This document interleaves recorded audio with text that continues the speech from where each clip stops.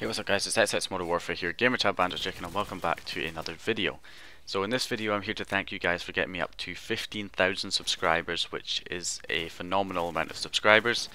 So thank you all who have been subscribing since the channel started, because yeah, I can't believe we're 15,000 subscribers. So anyway, in this video I'm going to do a discussion video particularly on these new files that have come out, the offline files, and is it a good thing or is it a bad thing that we've got these files? I'm sure a lot of you will think it's a good thing because you can get online for free, but I believe it is pretty bad that this has been released, and I'll explain why in just a bit. But I'm also going to try and do a question and answer session for 15,000 subscribers, so please leave your questions in the comments or PM me on YouTube. If you're going to message me on Skype, then make sure you put Q&A question and then put your question, and I'll make a video once I've got a bunch of questions and I'll answer them in a separate video. So yeah, we'll try that, see how that goes. I mean, I know I'll get a lot of questions about people having problems with their JTags, and that's fine, but hopefully we'll get some other questions as well that aren't related to that, you know, maybe just stuff like what got me into YouTube and etc, etc. So anyway, discussion on this offline files. So what's basically happened is we've had Xbox Live Stealth for a hell of a long time, $20 per day, and that's been fine. Microsoft don't do anything about it because it's $20 a day. Not everybody's gonna be able to afford being online with their JTags every single day, and yeah, you know, therefore there's not a hell of a lot of people online with their JTags, so Microsoft don't really need to do anything about it. But when you release free files like these Sawyer files that have come out, which are offline files, you can just stick them on the root of your hard drive and away you go. I mean, the KV needs to be put on the NAND, but the point is they're free, so you know, everyone who has a JTag can pretty much get online now, and Microsoft aren't just going to sit back and let this happen. Obviously they're coming up with a new update which is going to add new challenges. It has to, because they need to patch this. I'm not saying I want them to patch it, I'm saying they just need to. I mean, they can't just leave the service as it is with everybody online with their JTags for free, because it's just going to ruin all of their games. So yeah, basically what's going to happen is Microsoft are going to release a new update. I'm not sure when. By the time this video goes up, they may have already released the update, okay? But they're going to release a new update and it's going to patch it. It's going to patch the Sawyer files, it's going to patch XE Live Hive, Xbox Live Stealth. And the problem with this is because they're adding new challenges, we may not see another online service like Xbox Live Stealth or anything for months down the line. Now, it may not be this way. You know, you might find that Xbox Live Stealth or another service pops up within, you know, a week or two of the update, but it's likely that it might be months and months before we get another bypass service to get our JTags online. And this, I'm just saying this because it's kind of a repeat of what happened in 2012. In September we had the XE Live.xex file which was released, which got people's JTags online for free. I was online with that for about 6 days in 2012, and then they patched it with an update. And when they patched it with an update, the online service, I think it was Project Atlas or something at the time, they went down and they were just gone forever, and then it was months and months and months before we got Xbox Live Stealth appearing. So that could happen again, and that's why I say it's a bad thing that these files have been released, because I mean, if you release files like that, Microsoft are not just going to let it go. I mean, they're going to patch it, and that could kind of ruin other services like Xbox Live Stealth. And yeah, you know, it's just, they may think they're doing a good thing by releasing it for free, but they're really not, because it's just going to patch. We're just going to end up without having our JTags online for a good few months, possibly. Now this update that's going to hit, the first update that comes out, may not actually add the new challenges, okay? So I know, yeah, I thought maybe it would be the first update, but I'm guessing it was probably going to take them a long time. So if they're going to release an update pretty soon, then, or if you've already received an update by the time this video comes out, it may not be the first update that patches all the files, but eventually, maybe within the next few weeks, they'll release another update that will add new challenges and basically patch all the bypass services, which will suck indeed. So yeah, that's the downside of it. And the person who gave me the files, I actually received the Sawyer files before they were publicly released. But I'm not saying this person, I'm not going to name the person, but the person who sent me them, I'm not going to name him because it might not be him that actually like released it to everybody, because he gave them to me on Skype and he said please don't give them to anyone else. So I didn't give them to anyone else, but as well as that, I was in a Skype call with about 3 other people at the time, and they all received the files from that same person. So, you know, who do you trust? I mean, he's just gone and released them to, he could have released them to anybody, who knows. But anyway, they're freely accessible. For some reason, there are people actually charging for these free files. So, you know, if somebody's going to try and sell you the Sawyer files, they're free. Don't buy them off anyone, they're free. You can just search them up on the internet and get a download. But in between this update that they're going to do, because we're currently online, so what can they do? What can Microsoft do to stop us while they're still working on the update? Because they haven't got the update out yet, at least not when I'm making this video. So they've released this Enforcement United. It was in beta. I'm not sure if it's in beta anymore, but I'm not entirely sure how this service works. I mean, you can see it up here on the screen, and it looks like they are allowing ordinary members of the Xbox Live community to basically report people like modders and get them banned. Now, it's not like a moderator, it's kind of like a moderator situation where you used to have moderators on certain popular games, and if they found someone modding they could just ban them. It's not quite like that. I mean, I think they have to, an ordinary member can't just initiate a ban on someone else's account. I think they have to go into this website if they're a member, and then they can put in their gamer tag, and I think it gets reviewed, and after the review they'll decide whether, you know, they're gonna initiate a ban or not. But it goes deeper than that, because it means lots of people are getting banned now. A lot of people are blaming the Sawyer files. They're saying, oh, it's got a KV stealer or something in it, which is possible, but I mean, I've been online with those Sawyer files for about 2 weeks, or they're about 1.5 weeks, and with the same KV, and it's not been banned. So I don't think it's true that it's got a KV stealer in it, but I could be wrong.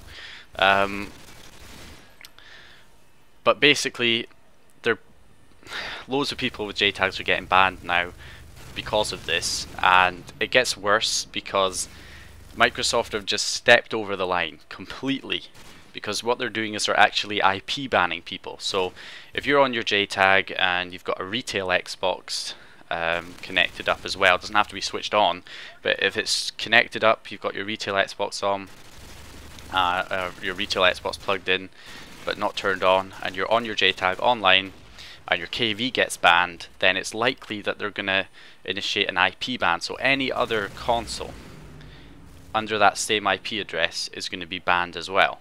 And this has happened to 2 people that I know, and they've got all the consoles in their house banned. And one of them had about 3 consoles, including his JTag, were banned.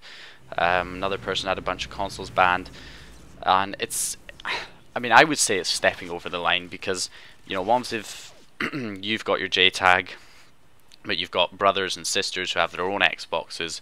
It's not their fault that they get console banned. They shouldn't be punished for something that you've done. So yeah, it's ridiculous. They're just banning every single console in the house. So I'll give you some tips to avoid this, but it's just stepping over the line. I don't know. I just don't know how they can be allowed to do this, because once if you're in like a I don't know. Once if you're in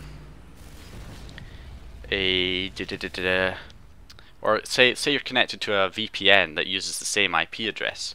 This is how the system's kind of flawed. If you're on a VPN that uses the same IP address for each person who connects to it, so you could be online with your Jtag. There could be a bunch of other people who use that same IP address, even if they don't use it on Xbox Live.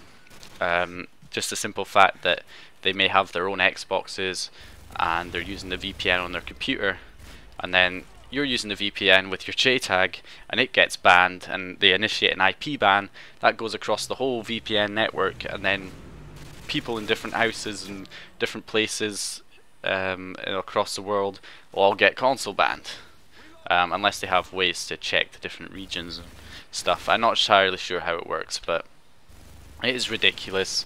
It needs to stop. They just shouldn't have permission to do this. So the ways that you can protect yourself from getting all your consoles banned in your house: if you have a virtual private network, they're very, very useful, especially one with multiple servers. You can be on one server when you're on your Jtag and then connect to a different server when you're on your retail, and that way they have different IP addresses, and if they initiate an IP ban on the IP that the Jtag was on, it won't ban your retail because your retail's on a different IP address. If it's a VPN that only has one server, then obviously on the Jtag connect to that server. When you're on the retail, just connect normally without connecting to the VPN. That'll be a different IP. Or take the VPN out completely. I would say reset your IP address every time you go on the console. So when you go on, just before you go on your Jtag, change your IP, and then just before you go on the retail, change your IP. And obviously some routers allow you to change the IP address in the actual software by logging onto your router homepage. Other routers, you just need to unplug them and plug them back in, restart them, and they'll get a new IP address. So that is basically how you can prevent yourself from getting IP banned. They're also banning by MAC address, which is another thing that you've got to think about. So if you're, it could be the MAC address on your console. If they're just banning the MAC address on your console, then it shouldn't be too much of a problem, because that's just on that one console, so the other consoles in your house won't get banned. But if they're banning the router's MAC address, then that is a big problem, because any console that is connected to that same router or router,